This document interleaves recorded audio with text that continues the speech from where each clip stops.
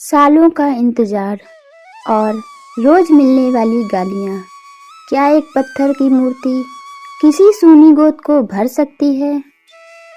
आज की ये कहानी आपके विश्वास की परीक्षा लेगी। डॉक्टर ने कहा असंभव है, समाज ने कहा बांझ है, पर जब खाटू वाले ने हाथ पकड़ा तो विज्ञान भी नतमस्तक हो गया।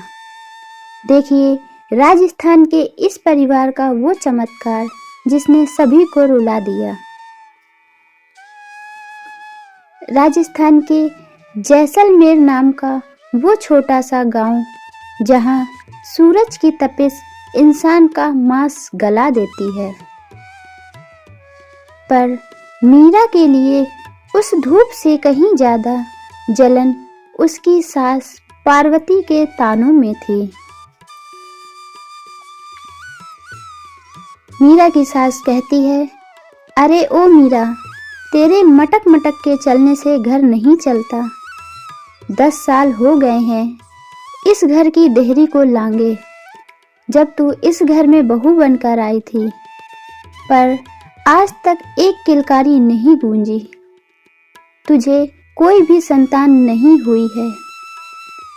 मेरे बेटे की तो किस्मत ही फूटी थी, जो तुझ जैसी पत्थर से ब्याह करके ले आया। मीरा मन ही मन में आंसू भरी आंखों से कहती है, हे दाता, क्या माँ बनना सिर्फ मेरा ही फैसला था? इसमें मेरा क्या दोष है? क्या मेरी विनती कभी स्वीकार नहीं होगी? शाम को राजेश थका हारा घर लौटता है। वह मीरा का दर्द समझता था, पर समाज और अपनी माँ के आगे वह बेबस था। वह कुछ भी नहीं कर सकता था। रात के अंधेरे में जब मीरा रो रही होती है, तो राजेश सिर्फ उसका हाथ पकड़ सकता था, परंतु शब्द उसके पास भी नहीं थे। वह उसको दिलासा देने के अलावा और कुछ भी नहीं कर सकता था। एक दिन राजेश और उसका चचेरा भाई विक्रम नीम के पेड़ के नीचे बैठे थे। विक्रम अपने भाई से कहता है, देख भाई, मैं तो तेरा भला चाहता हूँ। ये मीरा तो सूखी लकड़ी है, इसमें फल नहीं लगेंगे। तू कब तक इंतजार करता रहेगा? पास के गांव में एक अच्छी लड़की है, पिता दहेज भी देंगे और वह वारिस भी देगी। क्यों ना तू अपनी जिंदगी के बोझ को उतार कर दूसरा ब्याह कर ले। राजेश गुस्से से विक्रम से कहता है, दोबारा मेरी पत्नी को बोझ मत कहना। बच्चा होना या ना होना किस्मत की बात होती है, पर वह मेरी जान है। परंतु विक्रम रुका नहीं। उसने यही बातें गांव के कुएं पर औरतों के बीच में फैला दी। एक दिन जब मीरा पानी भरने गई, तो वहां खड़ी गांव की एक औरत कहती है, अरे इसके पास मत खड़े हो, ये तो बांझ है। इसकी परछाई भी अगर पड़ जाए तो कुल का नाश हो जाता है। इसकी कोई भी संतान नहीं है। मीरा बहुत ही दुखी शब्दों में कहती है, चाची, मैंने आपका क्या बिगाड़ा है? बच्चा देना तो भगवान के हाथ में होता है। आप मुझे इस तरह क्यों कह रही हैं? तभी गांव की दूसरी औरत हंसते हुए कहती है, भगवान बच्चा भी उसे ही देते हैं जो देने के लायक हो। तू तो बस अन्न की बर्बादी है। राजेश मीरा को लेकर किसी बड़े अस्पताल में जाता है। वहां पर डॉक्टर उससे कहते हैं, राजेश, देखिए, मैं आपको झूठी उम्मीद नहीं दूंगा। मीरा के गर्भाशय में कुछ गांठें हैं और हार्मोन्स इतने बिगड़े हैं कि माँ बनना मेडिकल इम्पॉसिबल हो सकता है। आप लोग अब अनाथालय से बच्चा गोद लेने का सोचें। तभी मीरा अपने पति से रोते हुए कहती है, मुझे छोड़ दो, तुम्हारा भाई सही कहता है, तुम दूसरी शादी कर लो। मैं अपनी फूटी किस्मत लेकर अपनी माँ के घर चली जाऊंगी, पर तुम्हारी गोद सूनी रहे यह मैं देख नहीं सकती हूँ। राजेश मीरा को गले से लगाकर कहता है, मीरा, अगर ऊपर वाले ने हमारी किस्मत में औलाद नहीं लिखी है तो मैं अनाथ बच्चों का बाप बन जाऊंगा, पर तेरा साथ कभी नहीं छोड़ूंगा। तभी मीरा अपनी माँ के घर जाती है और उसकी माँ उससे कहती है, बेटी, जहाँ विज्ञान की सीमा खत्म होती है वहाँ से मेरे सांवरे की कृपा शुरू होती है। तुम एक बार खाटू जाकर देखो, वो हारे के सहारा हैं, वो सभी का कल्याण करते हैं। एक बार तुम भी वहाँ जाओ, शायद तुम्हारे लिए भी खाटू श्याम वहाँ कुछ सोच रहे हों। अपनी माँ की बात सुनकर मीरा के चेहरे पर एक उम्मीद की लहर जाग उठी और उसने अपने पति राजेश के साथ खाटू जाने का प्लान बनाया।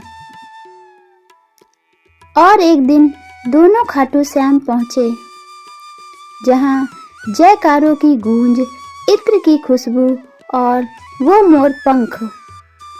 जैसे ही मीरा ने श्याम बाबा की मूरत देखी, वो सुध बुध खो बैठी। वह बस मूरत को देखती ही रह गई। मीरा मूर्ति के सामने नतमस्तक होकर कहती है, बाबा, लोग कहते हैं तू हारी बाजी जिता देता है। आज मैं अपनी जिंदगी हार कर आई हूँ। मुझे दुनिया की दौलत नहीं चाहिए, बस एक बार माँ कहलाने का हक दे दो। अगर तूने नहीं सुना तो मैं यहाँ से जीवित नहीं जाऊंगी। मीरा की यह बात जैसे हवा में घुल गई हो। खाटू श्याम ने उसकी पुकार सुन ली। उस रात मीरा को सपने में एक छोटा सा बालक मोर पंख लेकर खेलता दिखाई दिया। अगले दिन जब वह वापस आई, उसके चेहरे पर एक अजीब सा नूर था और आंखों पर एक उम्मीद थी। कुछ महीनों बाद अचानक मीरा को एक दिन चक्कर आया। पार्वती चिल्लाई, देखो फिर से नाटक शुरू हो गया। परंतु जब राजेश मीरा को डॉक्टर के पास ले गया तो डॉक्टर के हाथ से रिपोर्ट गिर गई। डॉक्टर चौंक जाते हैं, कहते हैं ये कैसे हो सकता है? जो गांठें सालों से थीं वह अचानक गायब कैसे हो गईं?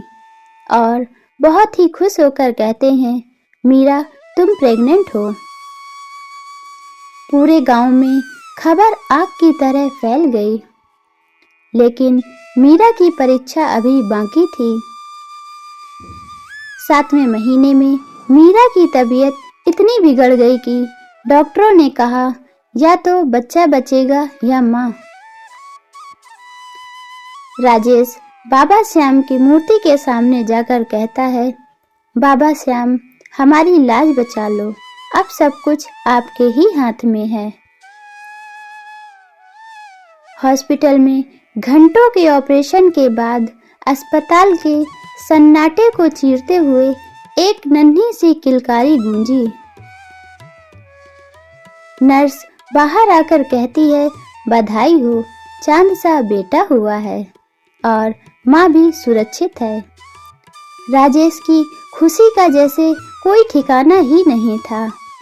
वह इतना प्रसन्न था, वह दौड़ कर जाता है और खाटू श्याम बाबा का धन्यवाद करता है।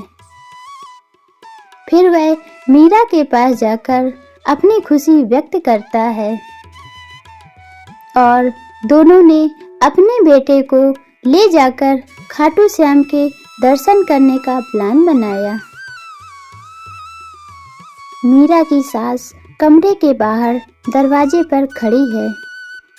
वह अंदर जाने की हिम्मत नहीं जुटा पा रही थी। मीरा की नज़र उस पर पड़ती है। वह कहती है, सासू जी, आप बाहर क्यों खड़ी हैं? आइए अपने पोते को आशीर्वाद दीजिए। पार्वती रोते हुए जाती है मीरा के पैरों के पास बैठकर। नहीं मीरा, मैं इस मासूम को छूने के काबिल नहीं हूँ। मैंने तुझे पत्थर कहा, मैंने तुझे घर से निकालने की कोशिश की, मैंने अपने बेटे की दूसरी विवाह के बारे में सोचा। आज अगर इस बच्चे की जगह मौत भी खड़ी होती तो शायद मैं ही इसकी जिम्मेदार होती। मुझे माफ़ कर दो बहू, आज तूने मेरी कुल की लाज रख ली। मीरा अपनी सास का हाथ पकड़कर कहती है, माँ ऐसा मत कहिए, आप तो बस वंश की चिंता कर रही थी। जो हुआ वो मेरी किस्मत थी और जो आज हुआ वह बाबा श्याम की रहमत है। देखिए, ये बिल्कुल अपने पिता पर गया है। उस दिन उस घर में सिर्फ एक बच्चा नहीं जन्मा था, बल्कि एक सास और बहू के बीच के कड़वे रिश्ते ने भी दम तोड़ दिया था और एक नए रिश्ते ने जन्म लिया था। मीरा और राजेश जब बच्चे को लेकर गांव पहुंचते हैं, वही कुआं जहां मीरा का अपमान हुआ करता था, वहां आज गांव की औरतें थाली में आरती लेकर खड़ी हैं। गांव की वही गलियां जो कभी मीरा को देखकर कड़वे बोल बोलती थीं, आज फूलों से सजी हुई हैं। हवा में अब ताने नहीं बल्कि बच्चे की जन्म के गीत गूंज रहे थे। गांव की औरतें जो ताना मारती थीं, वह कहती हैं, मीरा हमें माफ़ कर देना, हमने तेरी भक्ति और तेरे धीरज को नहीं पहचाना। आज गांव का हर शख्स मान गया है कि खाटू वाले की कृपा जिस पर हो जाए उसे दुनिया की कोई ताकत नहीं रोक सकती, उसे कोई भी नहीं हरा सकता है। राजेश का चचेरा भाई विक्रम, वह भी बहुत शर्मिंदा है। अपने भाई से कहता है, मैंने जो कुछ भी कहा वह मेरी छोटी सोच थी। मीरा भाभी नहीं इस घर की लक्ष्मी है। 6 महीने बाद मीरा, राजेश और उनकी माँ खाटू मंदिर की सीढ़ियों पर हैं। बच्चा अब थोड़ा बड़ा हो गया और मोर पंख से खेल रहा है। मीरा बाबा की मूरत के सामने कहती है, बाबा आपने जो दिया है उसे मैं कभी भी नहीं भूलूंगी। मैं आज यहाँ कुछ मांगने नहीं आई हूँ, बल्कि आपका शुक्रिया कहने आई हूँ।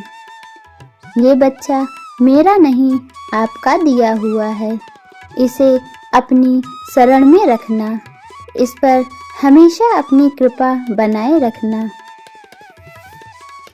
तभी मंदिर में जोर जोर से घंटियाँ बजने लगती हैं, जैसे बाबा श्याम खुद उस नन्हे बालक को आशीर्वाद दे रहे हों। दोस्तों, सही कहते हैं, जब दुनिया साथ छोड़ देती है तो मेरा सांवरा हाथ थाम लेता है। मीरा की झोली भर गई, क्योंकि उसका विश्वास पहाड़ से भी ऊंचा था। दोस्तों, अगर इस सच्ची कहानी ने आपकी रूह को छुआ है तो कमेंट में पूरे भक्ति भाव से जय श्री श्याम लिखें। इस वीडियो को उस व्यक्ति तक जरूर शेयर करें जो आज अपनी जिंदगी से हार मान चुका है। क्या आपके साथ भी ऐसा कोई चमत्कार हुआ है? हमें अपनी कहानी जरूर बताएं। ऐसी ही प्रेरणादायक कहानियों के लिए हमारे चैनल को सब्सक्राइब करें और बेल आइकन दबाएं। जय श्री श्याम, हारे का सहारा बाबा श्याम हमारा। धन्यवाद।